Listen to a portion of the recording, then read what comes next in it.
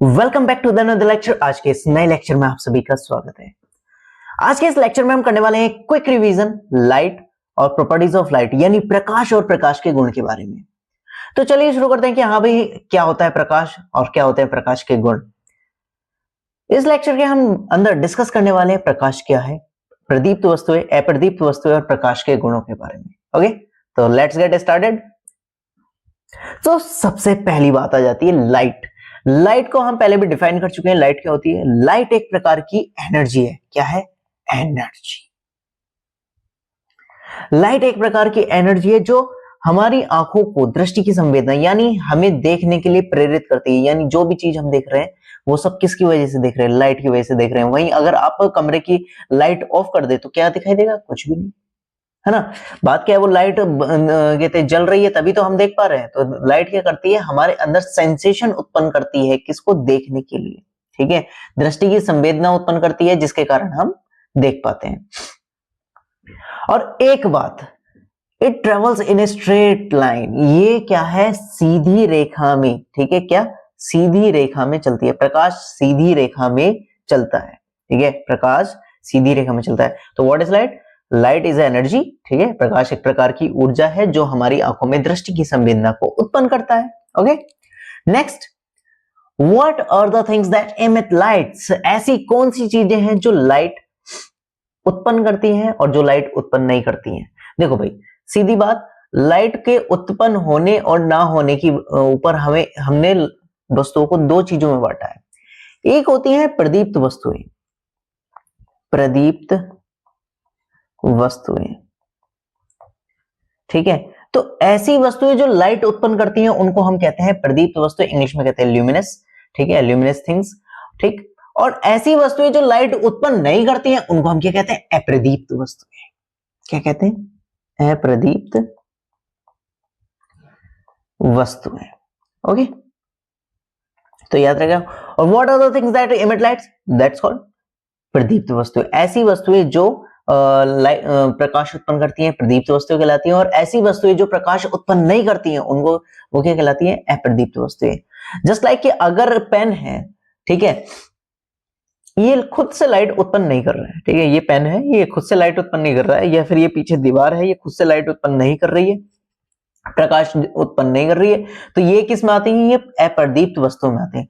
वहीं जो खुद से लाइट उत्पन्न कर रहे हैं, जस्ट लाइक कि बल्ब उत्पन्न कर रहा है, सूरज उत्पन्न कर रहा है, ठीक है, कार की हेडलाइट उत्पन्न कर रही है, या ये फोन उत्पन्न करता है, हो गया। ठीक, तो ये सब क्या है? प्रदीप्त वस्तुएं कहलाती हैं। यहां पर हमारे पास कई सारी चीजें हैं, जैसे कि स्टार्स हो गए, ठीक है, तारे प्रदीप्त वस्तुओं के अंदर आते हैं, बल्ब प्रदीप्त वस्तु। ये बल्ब तो बुझा हुआ है, कोई बात नहीं, बाद में भी जल जाएगा। ठीक, और जो फायरफ्लाइज यानी जुगनू भी हमारे प्रदीप्त वस्तुओं में आते हैं, प्रदीप्त जीवों में आते हैं, वस्तुओं में नहीं आते हैं। ठीक है, सूरज भी हमारा प्रदीप्त वस्तुओं में आता है। कार की जब हेडलाइट ऑन हो जाती है तो ये भी हमारे पास प्रदीप्त वस्तुओं में आ जाती है। स्ट्रीट लाइट्स भी प्रदीप्त वस्तुओं में आती हैं। ये टॉर्च जब जल जाती है ये भी प्रदीप्त वस्तुओं में आती है। और ये जब एलईडी चलती है, ठीक है, एलईडी पैनल्स चलते हैं, तो ये भी प्रदीप्त वस्तुओं में आते हैं। क्या आपको पता है कि एलईडी की फुल फॉर्म क्या होता है? एलईडी की फुल फॉर्म होती है लाइट एमिटिंग डायोड। क्या होती है? Light emitting diode. वहीं जब ये बादल गरजता है तो ये भी प्रदीप्त वस्तुओं में आता है भाई। जब बादल गरजते हैं तो लाइट उत्पन्न हो रही है, पर चांदना आता है थोड़ा सा, मतलब आपने देखा ना, झिलमिल सी हो जाती है, तो वो चांदना आता है तो वो भी प्रदीप्त वस्तुओं में आता है भाई, लाइट तो उत्पन्न कर रहा है ना। ओके, लेकिन अप्रदीप्त वस्तुओं में क्या क्या आता है? अप्रदीप्त वस्तुओं में ऐसी चीज आती है जो लाइट उत्पन्न नहीं करती हैं। ठीक है, जैसे कि पेन, ठीक है, दीवार, मनुष्य, मनुष्य यानी मैं मनुष्य हूं भाई। ठीक, तो ऐसी चीजें जो लाइट उत्पन्न नहीं कर रही हैं वो क्या कहलाती है? अप्रदीप्त वस्तु कहलाती है। Next, now it is time to be discuss about the properties of light. ठीक है, प्रकाश के गुणों को डिस्कस करने का टाइम आ चुका है। अब हम प्रकाश के गुणों को देखेंगे। पहली बात, पहला गुण तो यही है कि हम प्रकाश की वजह से देख पा रहे हैं।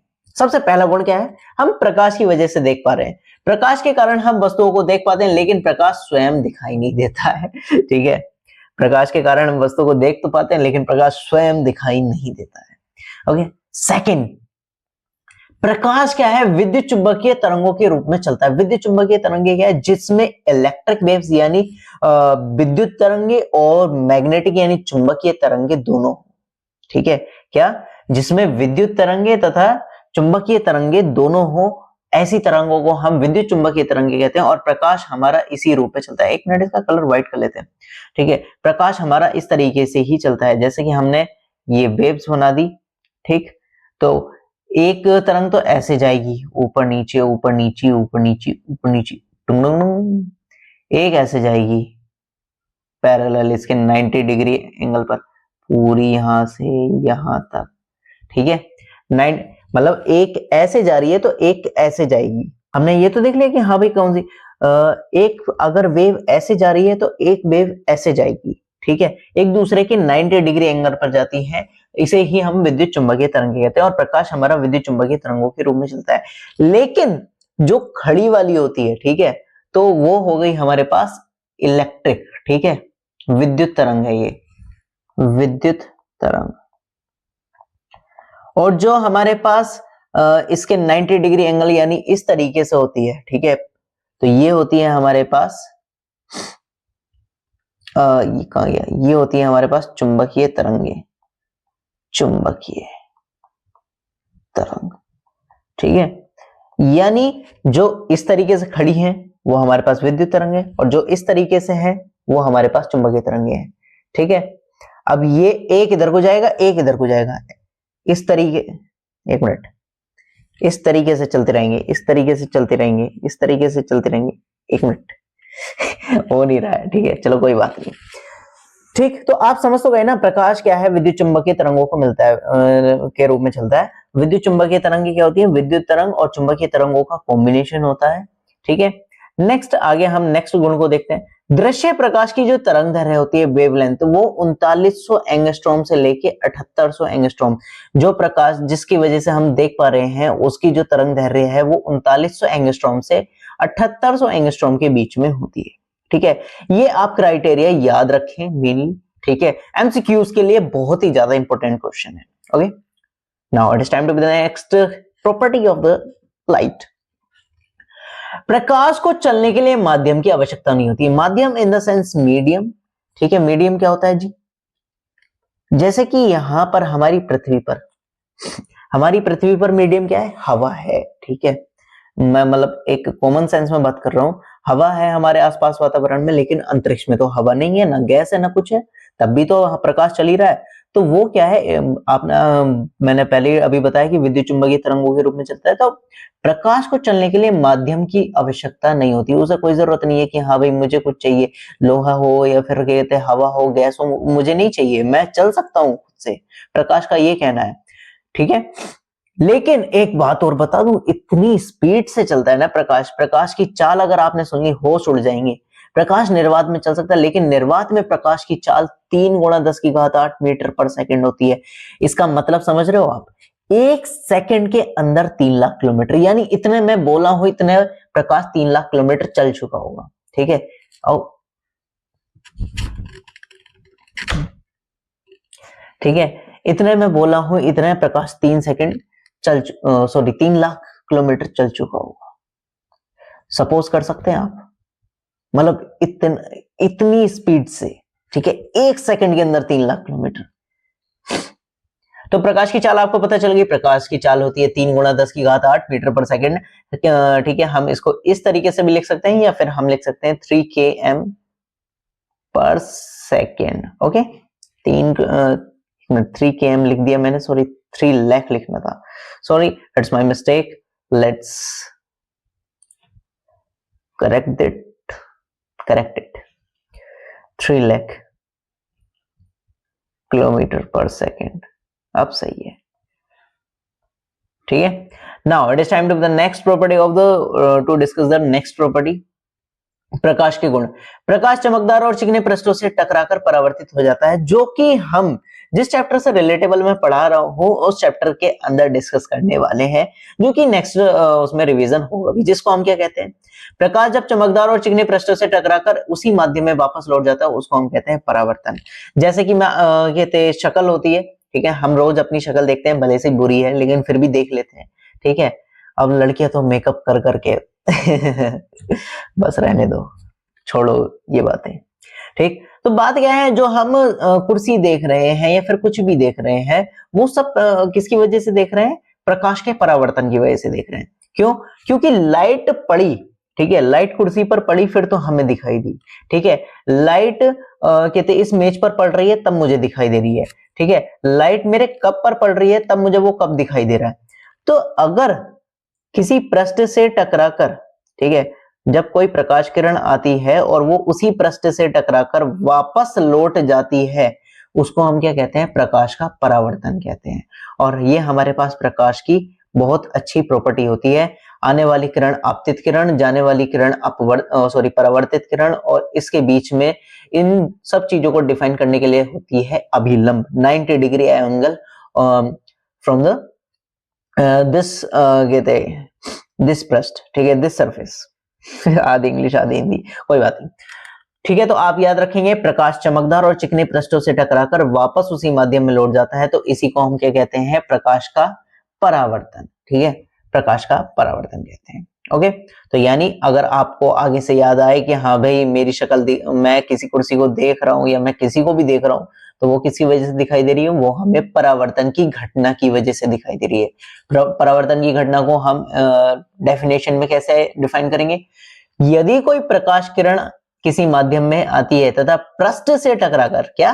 पृष्ठ से टकराकर उसी माध्यम में वापस लौट जाती है, तो इसको हम क्या कहते हैं? प्रकाश का परावर्तन कहते हैं। इस परिघटना को हम क्या कहते हैं? प्रकाश का परावर्तन। So it is time to discuss the next property of the light. अब बात क्या है? प्रकाश का एक गुण तो हमने पढ़ लिया कि प्रकाश किसी पृष्ठ से टकराकर उसी माध्यम में वापस लौट जाता है, प्रकाश का परावर्तन कहलाता है। लेकिन प्रकाश का एक गुण और है जो हम इस चैप्टर में भी डिस्कस करने वाले थे, वो है यदि प्रकाश एक पारदर्शी माध्यम से दूसरे पारदर्शी माध्यम में, पारदर्शी माध्यम तो आप समझते हैं जिसके आर पार हम देख सकते हैं, ठीक है, क्या? जिसके आर पार हम देख सकते हैं। जब कोई प्रकाश किरण एक माध्यम से दूसरे माध्यम में जाती है तो वो क्या वो थोड़ी सी अपने मार्ग से विचलित हो जाती है, यानी या तो नीचे हो जाएगा, थोड़ा सा मुड़ जाएगा, या फिर थोड़ा अभिलंब से दूर हो जाएगा, मतलब सीधा नहीं जाता है। तो इसी को हम क्या कहते हैं? प्रकाश का अपवर्तन कहते हैं। जैसे कि पानी, स्विमिंग पूल में जब लाइट जाती है तो हमें ऐसा लगता है कि हम थोड़े से उठे हुए महसूस होते हैं, ठीक है, हम थोड़े से उठे हुए महसूस होते हैं।